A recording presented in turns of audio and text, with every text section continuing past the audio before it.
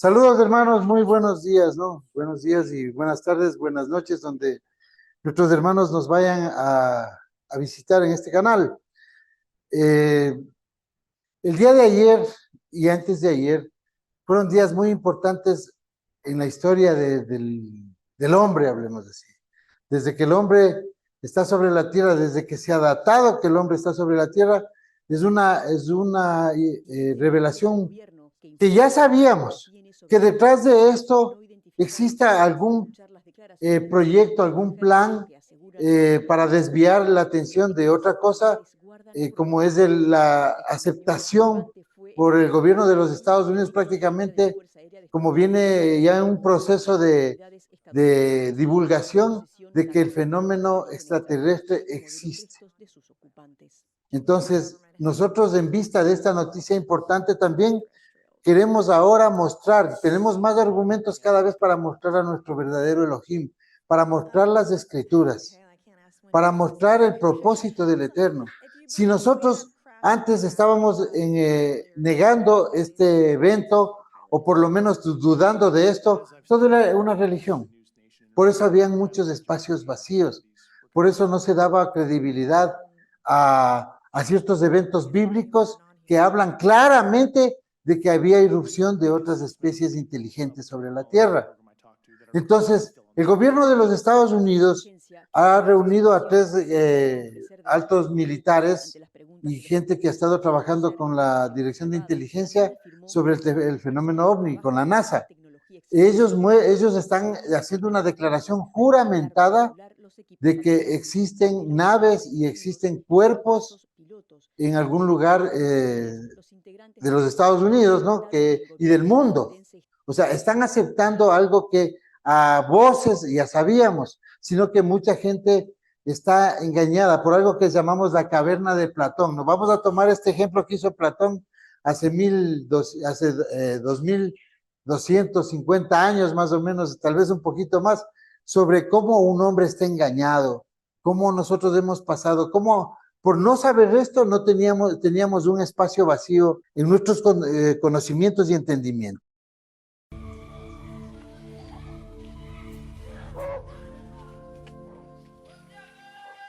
Siempre recuerdo una clase de filosofía donde el profesor nos relató esta historia. En una caverna se encontraban un grupo de hombres, prisioneros de nacimiento, encadenados de forma tal que solo podían mirar hacia el fondo de la cueva. Una hoguera y figuras manipuladas por otros hombres proyectaban en esa pared todo tipo de sombras. Para los prisioneros, las sombras eran la única referencia del mundo exterior. Esas sombras eran su mundo, su realidad. Uno de los prisioneros era liberado y se le permitía ver la realidad entera fuera de la caverna. ¿Qué tanto tiempo le tomaría acostumbrarse al exterior después de toda una vida de encierro? Posiblemente su reacción sería un profundo temor a la realidad. Podría entender lo que era un árbol, el mar, el sol. Asumamos que este hombre puede ver la realidad tal cual es y entender el gran engaño que era la caverna. El profesor nos explicó brevemente las interpretaciones del mito en relación al conocimiento, la ilusión, la realidad, y cómo posiblemente estemos dentro de una gran caverna que a su vez está dentro de otra. Pero no cabe duda de la necesidad de ese hombre libre de regresar y compartirle al mundo lo que había visto. Bien, esa es nuestra historia. Nosotros hemos vivido especialmente en la religión. Para eso sirvió la religión. Nosotros hemos vivido viendo una subrealidad. Pero hubo un momento, por eso es que el camino, la Torah es camino, verdad y vida. En los proverbios dice que tu Torah es lámpara a mis pies que alumbra mi senda. De esto tomó Yeshua para decir, yo soy el que enseño la Torah según lo que dijo Moisés. Yo soy el camino, la verdad y la vida. La instrucción del Eterno está en mí. Eso dijo, no nada haciéndose Dios. Entonces, cuando nosotros vemos esto, es lo que nos ha pasado. Pero al mundo le está pasando hoy. en cierta manera, nada más porque sigue en oscuridad.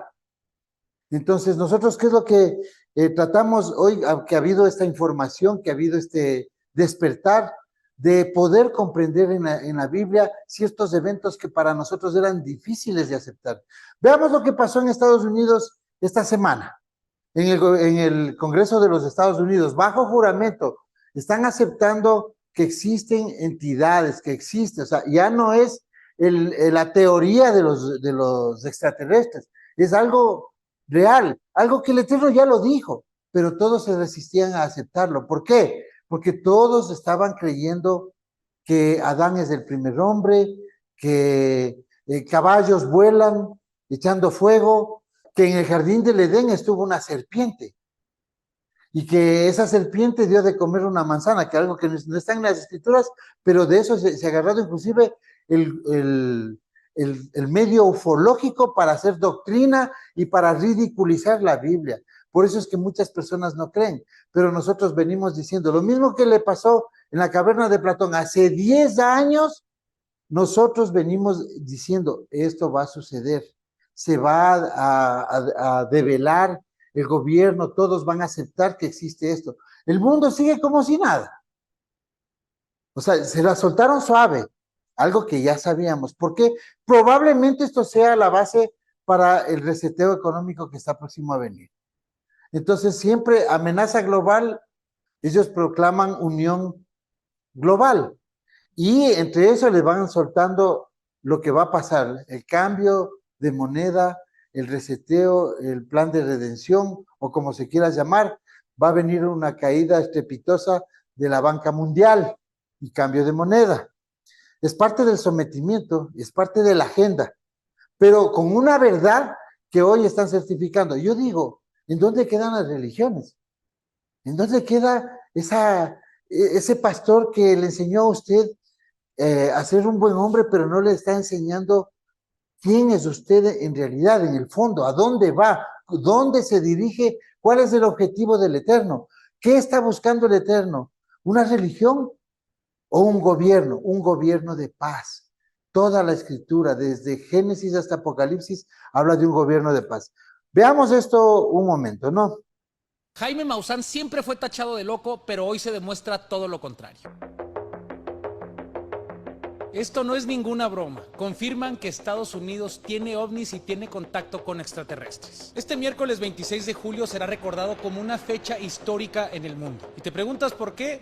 Bueno, el exoficial de inteligencia de la Fuerza Aérea, David Grush, confirmó ante la Cámara de Representantes de los Estados Unidos que tienen en su posesión ovnis y cuerpos alienígenas. Reveló que hay muchas cosas que no puede hablar en público, pero afirmó que se han encontrado restos biológicos y que han sido recuperados por el gobierno. En otras palabras, sí, tienen alienígenas en su posesión. Y como les digo, no es ninguna broma. Aquí les muestro un fragmento de la sesión. En este fragmento podemos escuchar lo siguiente. ¿Usted cree que nuestro gobierno ha mantenido contactos con inteligencia extraterrestre? A lo que él responde, es algo que no puedo discutir en público. Y ella pregunta, si cree que hemos encontrado restos de naves, como dijo antes, ¿tenemos evidencia de los pilotos de esta nave? A lo que él responde, como le dije públicamente en mi entrevista en News Nation, encontramos restos biológicos cuando recuperamos esas partes. Y ella pregunta, ¿eran humanos o humanos no biológicos? Lo que él responde, no humanos. Y así lo confirmaron personas que trabajaron directamente en el programa y con quienes hablé y que siguen en el programa. Esto sin duda es un parteaguas en la historia de la humanidad, donde a partir de hoy comenzaremos a tener muchísima más información acerca de estos seres que no son de este planeta. ¿Te preguntas si es algo que debería importarnos? Bueno, desde luego, si bien la existencia de seres de otro planeta se ha mantenido como un tema de ciencia ficción, en los últimos años se ha revelado cierta información de forma masiva que nos acercan y familiarizan cada vez más con este tema. Por ejemplo, descubrimientos de galaxias con planetas similares al nuestro, señales que vienen de otro planeta, videos de extraterrestres merodeando por la Tierra y todos aquellos increíbles videos de ovnis que vemos cada vez con más frecuencia en nuestras redes sociales. Y gracias a toda esta información relacionada a este tema que nos llega constantemente a nuestro teléfono, al momento de que se dio a conocer esta información en la sesión del Congreso, el mundo no reaccionó como seguramente ellos esperaban. Para el mundo es tan normal hablar de los extraterrestres que el decir que su existencia es real simplemente es algo que la mayoría ya daba por hecho. También dijeron que estamos muy cerca de empezar a ver apariciones de estos seres de otro planeta interactuando con humanos y no con videos caseros de baja definición. Estamos hablando de entrevistas por medio de canales importantes de comunicación y muchas otras cosas más. Existen ufólogos como Jaime Maussan, Jaime Rodríguez aquí en el Ecuador, en México el señor Maussan, que han sido criticados, tildados de locos, que son parte del engaño, que la Tierra es plana, o sea, muchas cosas, muchas teorías, que hoy toman cuerpos. ¿Dónde vamos a poner, hermanos, a la religión hoy? ¿Dónde está el cristianismo con su doctrina falaz de idas al cielo, de bajadas al infierno y de demonios en el espacio? Si quieren llamarse demonios como el origen, como la originalidad de la palabra, llámenlo. Pero estos seres vemos nosotros en todas las escrituras y la Biblia tiene relación con esto. Por eso vamos a entender hoy algo importantísimo. ¿Por qué el Eterno mandó a exterminar pueblos enteros y no dejar niños? Si nosotros no entendemos esto, que ventajosamente ya está saliendo todo a la luz, porque ustedes tienen 7 años desde este Shemitah que concluye en Yom Kippur de este año, en septiembre, es el último Shemitah y tenemos 7 años solo de revelaciones. No se adapten, no se acostumbren, no la tomen muy fácil, muy suave, porque es lo más grande. Toda la escritura se está develando ante nuestros ojos. Por eso ustedes han sido sacados del sistema religioso y están aquí. Y vamos a ver hoy, este momento, un estudio que nos prepararon los hermanos que lo explica claramente. Yo voy a dar ciertos detalles acabando porque no queremos hacer un estudio largo, sino muy explícito. Ya están las noticias, tienen que coger solo los periódicos. Veamos esto, hermano.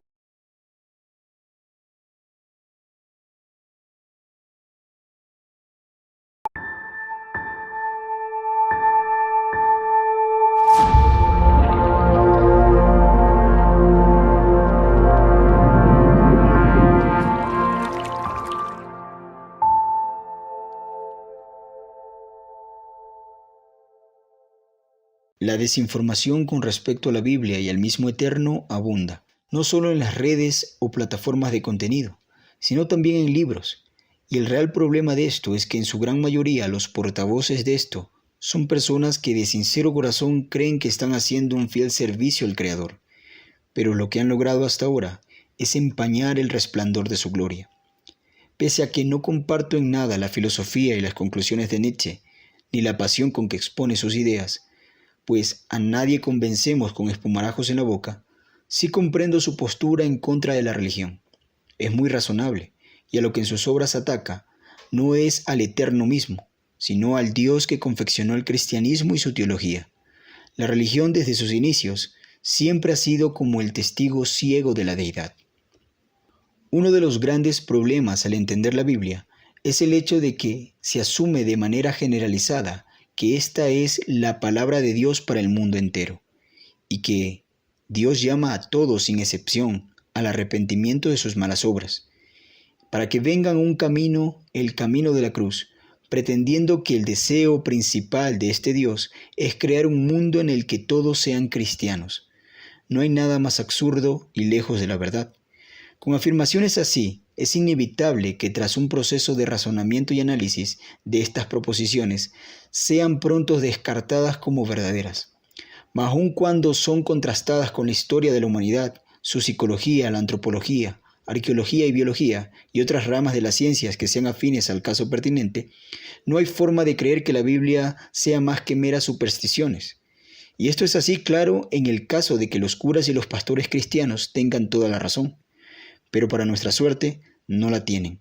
La Biblia no cuenta esa historieta que se predica a menudo los domingos en sus púlpitos. La Biblia no fue escrita para el mundo entero, solo para Israel. La Biblia no habla de una iglesia cristiana indiferente a toda etnia. Todos sus profetas hablaron únicamente de la restauración de las 12 tribus de Jacob. El Mesías no es el Mesías del mundo, solo es el Mesías de Israel. El hijo de Miriam, que se levantó de entre los muertos, de él está escrito que él sería pacto al pueblo y luz a las naciones. Él fue escogido como siervo del Eterno para levantar las tribus de Jacob y para restaurar el remanente de Israel. Y en ninguna parte dice que sería puesto para crear una entidad llamada cristianismo. Otro de los mayores errores de estos clérigos al exponer la Biblia es presentarla como un libro de guía espiritual cuyo fin es volver al hombre que es malo en bueno y hacernos buenas personas, como aquel estereotipo cinematográfico donde en casi toda película hay un malo y un bueno, y que así nos ve la Biblia, entre malos y buenos. Hemos sido tan programados a ver el mundo así, que las novelas, sean libros o televisión, los programas infantiles o de ciencia ficción, o aún documentales históricos, pretenden repetir ese cliché narrativo donde el bueno y el malo coexisten, ¿no? Cuando la Biblia no hace esto, la Biblia expone un tema serio, más íntimo y más real. Habla de linajes, dinastías, habla de tribus y consanguinidad o genética. Vemos como en una era donde el Homo sapiens estaba bien distribuido por regiones y era la punta de la cadena alimenticia, sin obstáculo alguno, hablo de tan solo 6 milenios atrás, donde había diversas etnias dispersas, cada uno con su cultura y creencia. El Eterno se toma a uno de entre ellos y lo llama Adán, le da normas y depura su linaje al darle una compañera no de entre muchas que había, sino tomada de su genética, como dice Malaquías 2:15. Y los que son contados como el linaje escogido son los hijos que le concibió esta compañera, y no de otras. Por eso es que la Biblia le hace un gran énfasis en las genealogías. Todo Israel desde el principio conoció que el pacto que el Eterno estableció con la humanidad solo existe por medio de una familia, y todo aquel que no siendo parte de esta genética puede participar de la herencia también, pero solo haciéndose a la familia de Abraham. Ahora, todo esto no pretende señalar de malos o perversos a aquellos que no pertenezcan o desciendan de esta consanguinidad, solo que no son parte de esta estirpe. Y el libro, la Biblia, narra una historia que le pertenece exclusivamente a aquella progenie, y ésta se vea bien compartirla al mundo entero, pero bajo sus propias reglas, o podríamos decir bajo las reglas que el Eterno estableció. Habiendo definido estos conceptos bíblicos escasamente predicados, podemos entender la relevancia de muchos mandamientos del Eterno y tratar este tema, la hibridación. La hibridación no solo es una mezcla de linajes o familias, esto realmente raya en una infracción de un mandamiento, pues el principio indica que toda semilla, en hebreo, cera o esperma, germine frutos según su género. La hibridación rompe con el orden natural, y el primer caso que se nos cuenta en la Biblia, aunque antes de esto hubieron muchos, y igual después, es el caso de Eva y el Nahash. Pero, ¿por qué, si habiendo un sinnúmero de hibridaciones antes de Adán, la Biblia abre su narración contándonos, en el capítulo 3 del Génesis, el caso específico del Nahash y Eva? Bueno, pues porque este caso afectó al linaje de Adán, y el linaje de Adán es el protagonista de la historia del Génesis. Los demás hasta entonces fueron irrelevantes, pero vemos que desde el vientre de Eva, Caín y Abel, ya existía una guerra de simientes, pues de ello se profetizó: pondré enemistad entre la simiente de la mujer y tu simiente. Guerra de linajes, no puede ser más claro. El punto a recalcar aquí es que es muy diferente una hibridación, algo ilegítimo, que no debería haber sucedido, a una simple mezcla de razas. Caín era un híbrido. Su progenitor no solo no era Adán, sino que no era humano. Pertenecía a una especie distinta. Detalles de este evento se explican más ampliamente en estudios del canal llamado Las dos simientes. Este evento se ve amplificado 3 capítulos después, en Génesis 6, donde nos narra que seres aquí llamados los hijos de Dios tomaron a las hijas de los hombres y les engendraron hijos. Tanto el libro de Enoc como los Targumín ayudan a entender esta escena de manera más gráfica, y sin la necesidad de maquillar las palabras, estos libros dejan ver claramente que el Nahash en el Edén no era humano, y los escritos lo llaman Samael. Y de aquellos que bajaron en el monte Hermón, su cómputo fue 200 seres, de los cuales no eran humanos, y estaban bajo las órdenes de su comandante, cuyo nombre es Shemiasa, y estos tomaron a las mujeres a cambio de conocimiento, astronomía, matemática, medicina, alquimia, metalurgia, entre otros. Y de esto último, es interesante ver cómo en aquella era que narra el texto hace 5000 años, incursionamos en la edad de los metales. Hecho curioso que los registros científicos también lo mencionen así. Diversos textos nos hablan de estos seres híbridos. El manuscrito de Lamec, hallado en el Qur'án, habla de estas concepciones ilegítimas, donde el mismo Lamec cuestiona a su esposa si es que el hijo que esperaba era de él o de alguno de estos seres, a quienes el libro llama los vigilantes, cuyos engendros resultantes de esta mezcla eran gigantes. No tenemos una explicación científica del por qué el producto de estos eran gigantes, ya que carecemos de los estudios suficientes para esto. No poseemos ningún gigante a la mano como para examinarlo, pero una vaga hipótesis sería que la miostatina, proteína responsable de limitar el crecimiento muscular y esquelético en los humanos, haya sido cromosómicamente inhibida debido a este cruce genético. Algo parecido es el ligre, el felino más grande del mundo. Es el resultado de una hibridación entre un león y una tigresa, algo que no se da en la naturaleza, sino que es por la intervención humana. Y debido a que en los leones el gen que regula el crecimiento lo porta la madre y en el tigre lo porta el padre, cuando se mezclan no tienen un control genético de sus cuerpos en este crecimiento y dan como resultado un animal híbrido de proporciones mucho mayor a las dos especies. Y el libro de los gigantes, también hallado en el Qur'án, describe que estos seres deshonraron a las mujeres, engendraron gigantes, monstruos y que la tierra se corrompió a causa de ellos, pues fueron sus gobernantes y gobernaron con leyes injustas. De ella habla también Josefo, el libro de Enoc, el testamento de los 12 patriarcas, la carta de Judas y el mismo Génesis denuncia la corrupción. Pero esta corrupción no era exclusiva a la política o al gobierno, también habla de una corrupción genética, de linaje. Cuando el texto dice que no era perfecto en sus generaciones, no pretende resaltar la calidad moral de él únicamente, sino su pureza genética, pues es más claro en el hebreo, donde dice que él era intachable en sus genealogías, su genética, su estirpe no había sido contaminada. Estos gigantes, conocidos entre los antediluvianos como Giborim, los poderosos o grandes guerreros, eran seres de una estatura extraordinaria. Los describen con 6 dedos en las manos y 6 dedos en los pies, y en algunos textos con doble fila de dientes. Y al carecer ellos de justicia y del sentido de empatía, los humanos llegaron a ser sus esclavos por un breve tiempo, pues eran seres que los caballos de guerra a sus ojos eran como para nosotros perros de tamaño mediano. Podían levantarlos con sus manos y arrojarlos muy lejos sin la mayor fatiga. Ellos acabaron el ganado y las cosechas en cuestión de meses, porque eran muchos y comían de manera descomunal. Cada uno de ellos, solo para sobrevivir al ritmo metabólico basal, necesitaba 22.000 calorías por día, cuando un hombre promedio solo unas 2.200. Sería como 63 hamburguesas con queso por día. Y la carne sería un cordero cada 2 días. Algo equivalente a que por 6 de ellos mataban 3 corderos por día. Vemos que el diluvio radicó en Mesopotamia.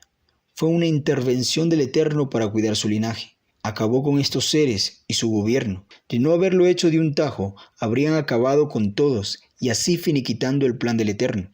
Y aún restos de estos gigantes y seres híbridos de otras especies como las cabezas alargadas fueron hallados cerca del Mar Negro, que antes del diluvio era un lago, de acuerdo a la Universidad de Bulgaria. Detalles de esto y de toda la evidencia se encuentra en el estudio de nuestro canal, El Diluvio. Moisés es quien escribe en una época posterior a la gran inundación a la que vivió Noé. Él dice que estos gigantes eran los hombres de renombre de aquella época, y también después. Cuando él vivía, también había gigantes nacidos de la misma manera que aquellos, por hibridación. Lo que hizo el diluvio en primera instancia no fue extinguir a los nefilim, solo detener su acelerado crecimiento poblacional de esta especie hibridada, ya que se encontraba en un punto en el que acabarían con nuestra especie en aquella región, y entre ellos el linaje de Adán. Hibridaciones que provocaron gigantes, se encuentran de manera abundante en múltiples regiones alrededor del globo, en épocas postdiluvianas y aún las modernas. Si bien este tema se ha tratado de ser ocultado, las evidencias no han podido ser del todo enmascaradas, a pesar de que la divulgación de estas es censurada. Y los gigantes en el mundo entero y sus evidencias también hemos hablado ampliamente en el canal. Videos que sugerimos puedan ustedes ver para comprender hoy nuestras conclusiones de este estudio. La hibridación predeterminada rompe con las leyes de la naturaleza, por ende con las del Eterno. En su Torá se prohíbe las mezclas de semillas en el mismo campo, el injerto de árboles frutales entre especies. Aún a su pueblo se les prohíbe usar ropa de tejido de hilos mezclados entrelazados por lana y lino, uno del reino vegetal y otro del reino animal. Todo para mostrar que su nación, aun en la calidad de sus prendas, se opone a la mezcla de especies. Por ello, como hijos de Israel, denunciamos las alteraciones y manipulación genética de las especies, ya sea vegetal o animal, con fines industriales o diversos. Y es una de las razones por la que no permitimos terapias transgénicas experimentales en nuestros cuerpos, por obediencias al principio del Eterno. Estos seres, siendo más allá de un error, porque son productos de una deliberación a las infracciones del Creador a conciencia, carecen de un derecho natural de reclamar la tierra como suya, pues sus progenitores no son terrestres, sino invasores, y son enemigos natural de nuestro linaje, y diría yo, de toda nuestra especie como Homo sapiens. Entendiendo estas cosas, estamos ya a la altura de comprender por qué la Torá, la Constitución del Eterno, en la sección de las leyes para la guerra, hace una distinción de varios grupos y su manera de proceder ante ellos. Aquellos que son familia o un linaje cercano, como los moabitas o los amonitas y los de Edom, se prohíbe atacarlos, y la tierra donde viven es otorgada por el Eterno hacia ellos, y están dentro de los límites entregados a Israel. El segundo grupo son aquellos pueblos que están entre estas tierras a conquistar, y se les dice que les procuren la paz, pero bajo términos de una rendición, donde ellos conservarían parte de sus tierras, pero siendo los siervos de Israel, como los gabonitas, y que en el caso de que no lo quieran así, y desearan levantarse en armas, serían destruidos todos los varones de entre ellos, pero las mujeres, los niños y el ganado y sus posesiones serían ahora todo de Israel, lo tomarían como botín de guerra, pero la tierra sí o sí sería propiedad de Israel. Y el tercer y último grupo indica que de ellos, de estas naciones, el Eteo, el Amorreo, el Cananeo, el Fereceo, el Heveo y el Jebuseo, que se encuentran en la tierra, acabarían con todos, hombres, mujeres y niños, aun de pecho y ancianos, todos debían ser eliminados. No dejarías a ni uno con vida. ¿Por qué a estos se les trata así? ¿Cuál es la diferencia con el segundo grupo? Al público ignorante de estas leyes y el contexto bíblico, les gusta esgrimir este argumento para decir que el Dios de la Biblia es perverso. ¿Cómo va a mandar a matar a niños? Es cruel y sanguinario. No es digno de ser reverenciado. La diferencia es que estos seres no eran humanos. Su genética, al igual que en la época del diluvio, estaba contaminada. Había entre ellos gigantes, aunque no lo eran en toda la población. Muchos de estos eran gobernantes como Og, rey de Basán, o Shejón, otro de los gigantes, reyes a los que Moisés exterminó en vida. Los espías, al dar el reporte, se amedrentaron debido a que vieron gigantes en la tierra, los hijos de Anac, que por cada pueblo recibían diversos nombres, como Sansumín, Rafaín, Emín o Anaquín, todos gigantes, todos Nefilim. De ellos describen sus muros de sus ciudades como hasta el cielo, enormes construcciones. Su poderío militar, muy avanzado a las demás naciones, carros de hierro, nada de extrañar, pues eran hijos de seres no terrestres, quienes otorgaban conocimiento y tecnología. Y de ellos dicen, era tierra que devoraba a sus moradores, se comían a las personas, bebían su sangre, y el linaje de aquellas naciones estaba del todo corrupto, al igual que en los días de Noé, donde solo se dice, perfecto en sus genealogías, para Noé. Las alteraciones del orden genético es algo que a las leyes del Eterno es sentencia de muerte. Son como mala hierba que crece en su huerto y absorbe para sí el nutriente que corresponde solo a sus árboles plantados. Estos deben ser arrancados e indignos de consumir los productos de la tierra que el Creador entregó únicamente a su creación. Por ello, los toleró poco y los acabó en el diluvio. Por esto es que ordenó acabar con estas naciones de raíz y no dejar semilla que brote de nuevo.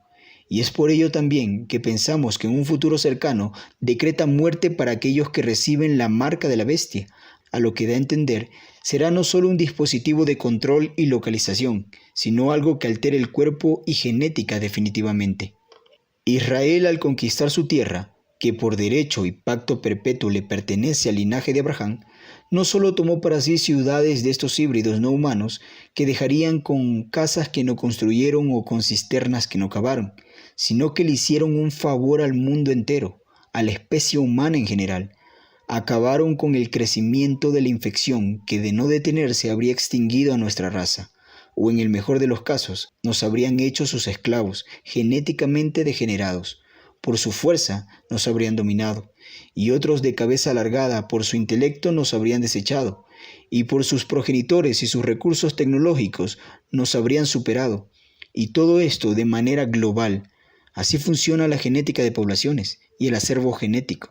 Sus condiciones serían superiores a las nuestras, y así como el Neandertal, hoy lo vemos como una especie que vivió en algún tiempo junto al Homo sapiens, sin necesariamente ser los mismos, tal como lo es un mamut de un elefante o un lobo de un terrier. Estos neandertales son solo vestigios de lo que alguna vez fue. En un mundo sin la nación de Israel, sería probablemente hoy el Homo sapiens como una raza extinta o en peligro de extinción, dominada y superada por otras especies que la Biblia la llama los Nefilim. Un mundo de híbridos con un pálido rastro de humanidad en sus genes, pero no humanos enteramente, como parásitos que usurparon el globo y sus recursos, que nos invadieron desde dentro, opacando la luz del Eterno en su creación.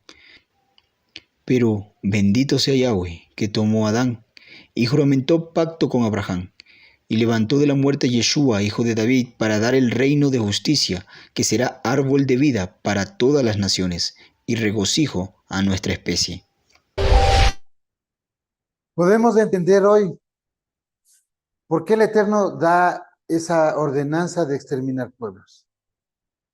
Cuando nosotros hacemos esta enseñanza, estamos devolviéndole el honor, porque el mundo ignoraba esto, ignora esto, está metido en religión.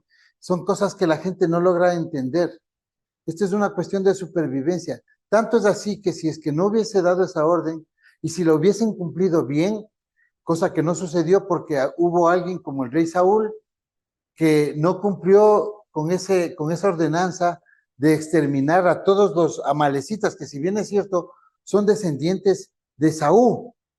Amalek es nieto de Saúl, pero es con una mujer cananea, porque desobedeció a Isaac, tomó mujer cananea y se mezcló. Ustedes saben que la simiente de Esaú infiltró todos, absolutamente todos los imperios. Y eso vemos, una parte de esta escena, vemos cuando Yeshua está con la samaritana. Cada uno de esos imperios que dominó sobre Judea y sobre la tierra de Israel, que fue obviamente Israel cuando los tomó, Siria, Babilonia, Persia, Grecia y Roma, que es hasta el día de hoy, proféticamente, nosotros vemos que a cada uno de ellos se unió Esaú. Esaú infiltró todos los imperios, Edom, los edomitas. Hoy día tenemos judíos edomitas, falsos judíos, házaros, y también relacionados después del siglo VII, los edomitas, judíos edomitas, se relacionaron con una raza que son de los házaros. De esta historia da cuenta un judío sefardita llamado Yehuda Halevi. Entonces existen libros y documentos originales del rey Bulán cuando dice que su pueblo se convirtió al judaísmo. Luego todos, 20 millones de personas se vieron como judíos. Ellos se unieron a otras naciones, fueron negociantes, comerciantes, luego se unieron al Vaticano, a las órdenes de caballería, infiltraron al Vaticano con la orden de Ignacio de Loyola, con los jesuitas, la Compañía de Jesús. Luego, ellos eran parte de las logias masónicas, ¿qué les puedo decir? Las primeras logias masónicas que estaban en manos de los templarios. Luego infiltran en 1776 las logias masónicas con un jesuita llamado Adam Weishaupt, ya financiado por el dinero de los Rothschild. Los Rothschild, ya hombres poderosos relacionados con las élites, o sea, ellos se han mezclado solo entre ese linaje.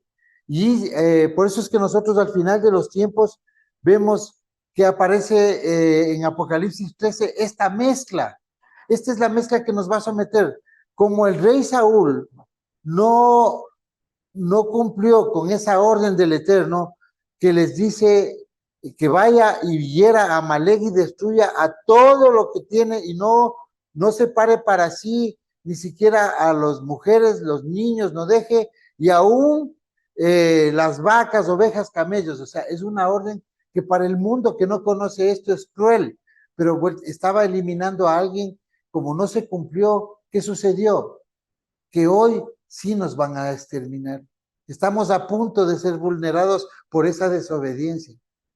Pero por eso el Eterno estructura un plan para retomar. Por eso esconde a sus hijos entre las naciones. Los mete en religiones. Aparece el cristianismo, donde de alguna manera ellos se sentían cerca de su Elohim.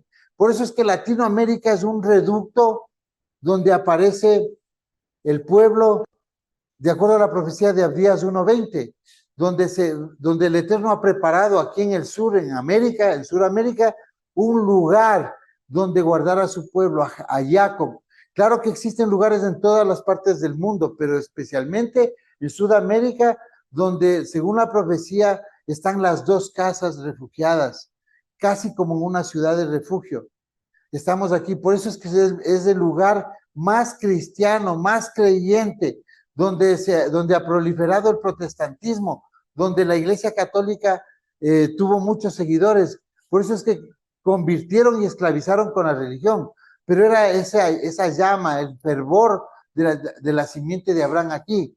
Por eso es que nosotros tenemos apellidos que están muy relacionados y encubiertamente guardados como apellidos sefarditas, porque la profecía dice que se le dio a los que están en Asiria, a los que están en el Líbano, en Sarepta, y a la casa de Judá, que estaba ya para la fecha de esta profecía, no estaban todavía asilados, pero para Pablo, la época de Pablo, ya estaban 200 años en España, en la península ibérica, en Sefarad.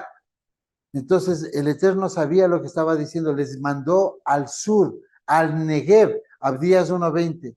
¿El sur de qué? El sur de Jerusalén, que en la Biblia, en el contexto bíblico, es el centro del mundo. Entonces el Eterno les dio el sur de Jerusalén, que es Latinoamérica, hoy. Muy clara esa profecía, ¿no? Nosotros también hoy hemos entendido por qué en Apocalipsis vemos esta figura. Dice que el dragón se paró sobre la arena del mar y vi que subía del mar una bestia que tenía 10 cuernos, 7 cabezas, y en sus cuernos había 10 diademas y en sus cabezas había nombres. Es el reinado del nuevo orden mundial. El linaje del reinado y la procedencia. El Eterno no dejó suelto nada. También es el linaje del hombre de pecado, que va a ser develado en los próximos años antes de la tribulación. En 3 años a 4 años tendremos el nombre y el número de su nombre que está ya develado para nosotros. Vamos a entrar a la gran tribulación con este conocimiento. Entonces dice que la bestia que vi era semejante, o sea, un hombre bestia, un hombre animal, no un hombre de la descendencia de Adán prácticamente. El hombre bestia que vio dice que era semejante a un leopardo. Primero sale una serpiente del mar, ¿no? Ese es la simiente del Nahash, de la serpiente antigua, que se llama. Dice, era semejante a un leopardo, tenía los pies como oso y la boca como de león. Y el dragón le dio su poder, su trono y su gran autoridad. ¿Quién le dio quién es el dragón? Es Edom. Edom mezclado con cananeo, con esos pueblos que debía exterminar el pueblo y no lo hizo. Por eso es que ustedes ven a Job a Job, que está cerca al monte Seir en Edom, la tierra de Esaú, le ven a Job siendo estorbado. Job, tercer hijo de Isaacar, le ven siendo atormentado, perseguido, acusado. ¿Por quién? Por Elifaz. Elifaz es el hijo de Esaú con una mujer cananea. En él ya había esa simiente. De la descendencia, se cree, según algunos escritos antiguos, se cree que de la descendencia de Elifaz, en esa descendencia viene Romín, y Romín es el fundador de la ciudad de Roma, en el año, si mal no recuerdo, 735, antes de la era común. Entonces, aquí estamos viendo cómo el Eterno nos contó esta historia ya. ¿Por qué nosotros nos vemos en estos últimos tiempos obligados a rescatar todo este conocimiento? Para que la gente salga de la religión, para que tome una actitud frente a esta historia, para que no se confunda cuando ve las noticias. El mundo está confundido.